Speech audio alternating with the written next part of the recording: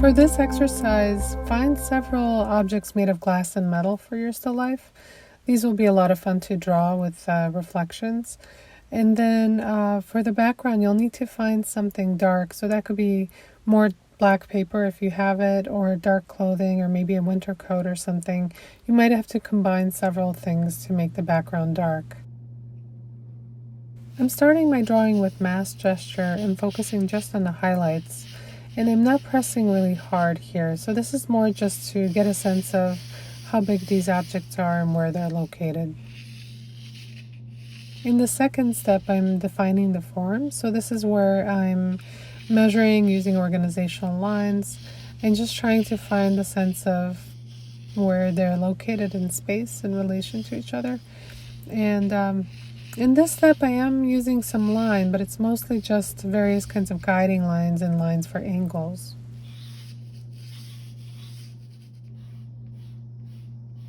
In this step, I'm adding highlights, and it looks like I'm just contouring these objects with white, but really what I'm doing is trying to find the brightest areas on the objects, which in this case, for the glass objects, is close to the edges.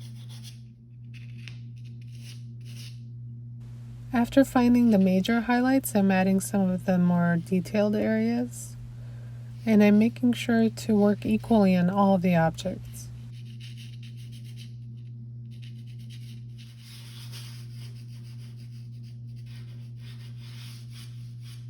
Okay, the next step is blending. So here I'm using the stump and creating some of those gradual changes, those gradients from light to dark.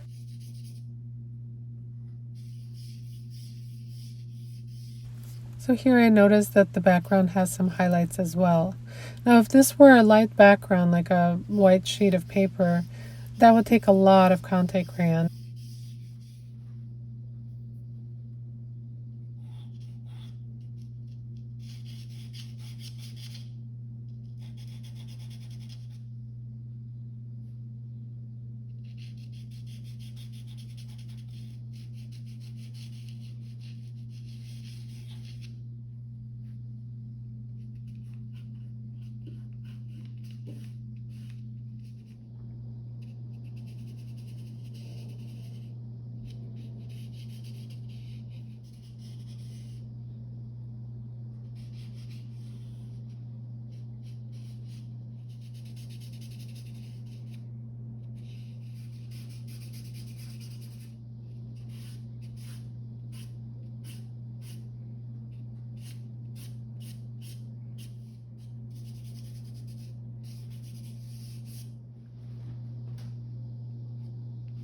What's critical here is that I didn't add too much Conté crayon on the areas where I thought I might need a shadow, because I can't erase it completely.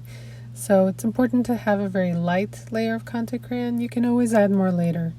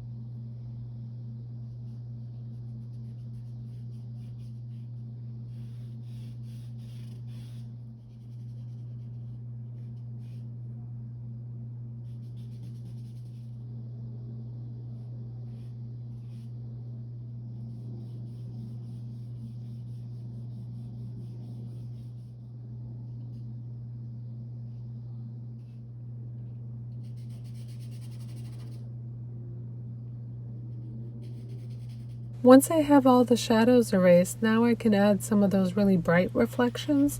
So on our scale of 1 to 10, these would be the ones. and they're impressing really, really hard with the Conté. So at this point, I'm pretty sure that everything that's in the drawing is going to be where it is, so I won't need to erase too many things. And only at this point am I adding those really, really bright highlights.